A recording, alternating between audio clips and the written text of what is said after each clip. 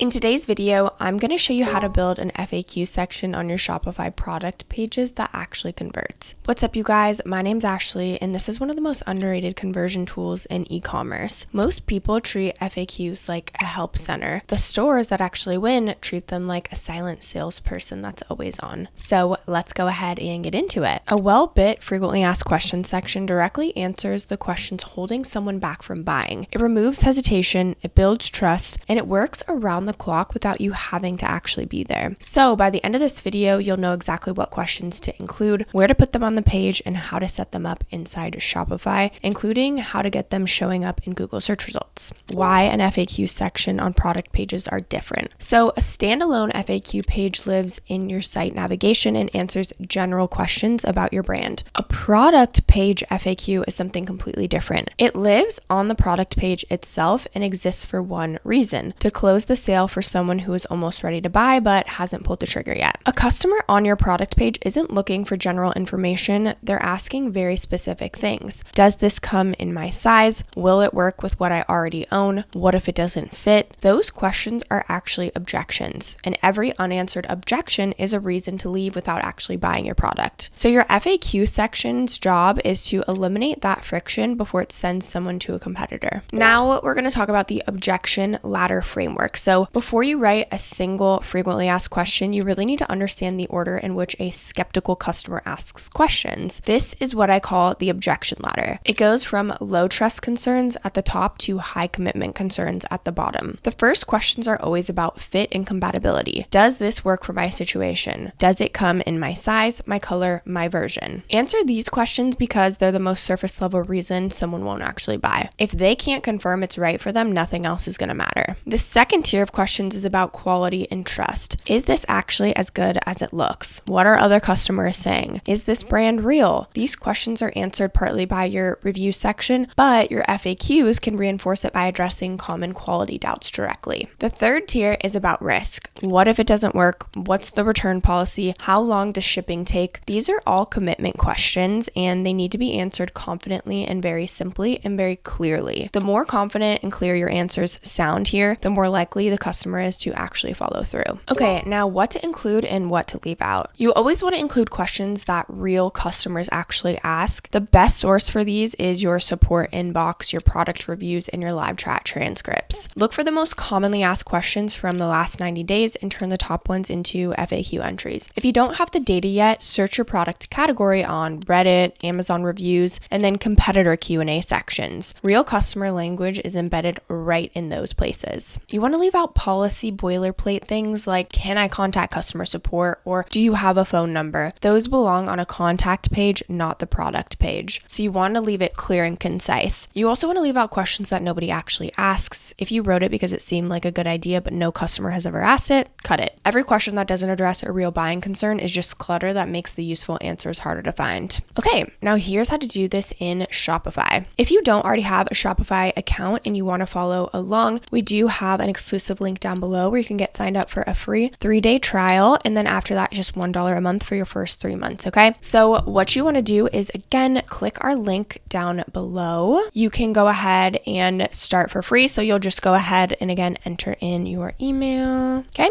And then you'll go ahead and just enter in a password, and then you will follow a few prompts to get set up. Okay, so once you are in, this is what it looks like, okay? So I am just navigating to our online store. One thing I will say is, for this example, again, if you want to actually follow along, you're going to want to go into products and add a new product. It's really easy. You can go ahead and click add product. Bam. You'll just enter in the title, description, any photos you have, price, inventory, but it is important for the sake of this example to have a product in here. So I'm just going to say AI, write the description. Bam. Amazing. Okay, sunglasses. We've got the price in here. We've got how many are available. Okay, there's some color. You can add some variants if you want. Whatever you have, we'll go ahead and click save. Okay, now we're going to navigate to our online store. So I just have a free theme on here, but we're going to go ahead and edit theme. So as you can see, our product is automatically in here. I'm just going to go ahead and go to the product page. Okay, so we've got our product, image, buy now, description. You want to have reviews, which I'll get into placement in a second, but you essentially want to have it in between your reviews. You want to have it right after your reviews. Okay, so we're going to go ahead and do the little plus sign, FAQ. Okay, here we go. So we're going to go ahead and add a section and we'll just type in FAQ. There we go. Okay, so we've got our frequently questions here. So now all we have to do is edit it. So like I said, you want to do fit and compatibility, quality and trust, and then risk and commitment. Okay, so that's, will this work for me? Is this legit and worth it? And what if something goes wrong? So that's the Objection Ladder Framework.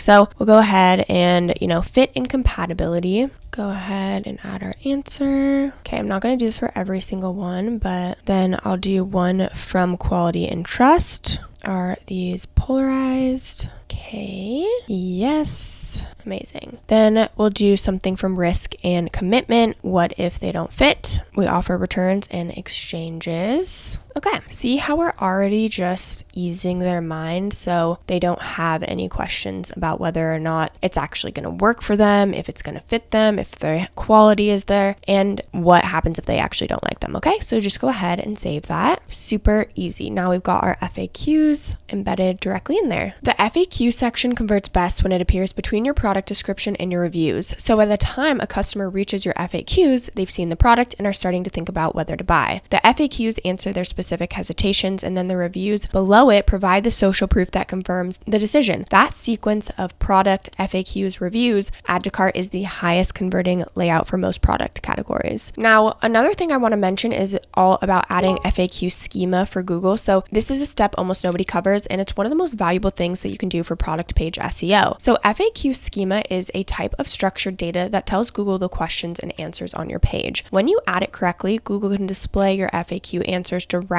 in search results as expandable drop downs below your listing. This dramatically increases your click-through rate from search, and it's free. Okay, let's dive into some pros and cons. So a product page FAQ section is one of the lowest effort, highest return improvements that you can make to your store. Once it's written and placed, it works forever. You don't have to manage it, schedule it, or pay for it and keep performing. And because it directly addresses buying objections and its impact shows up in your add to cart rate and your conversion rate, not just in metrics that don't mean much. The honest challenge is writing it well. A badly written FAQ section, one that's vague, generic, or just full of questions that nobody's asked, can actually hurt trust by making the brand look out of touch. The work is in the research, finding the real questions your real customers are asking and answering them in very simple language. Plan to spend real time on the actual copywriting. The structure is quick to build, the content is where the conversion happens. Look at the different plans and pricing options for Shopify. Again, you can start for free by using our link down below. So again, you can get 3 days free and then $1 per month for the first 3 months. You can even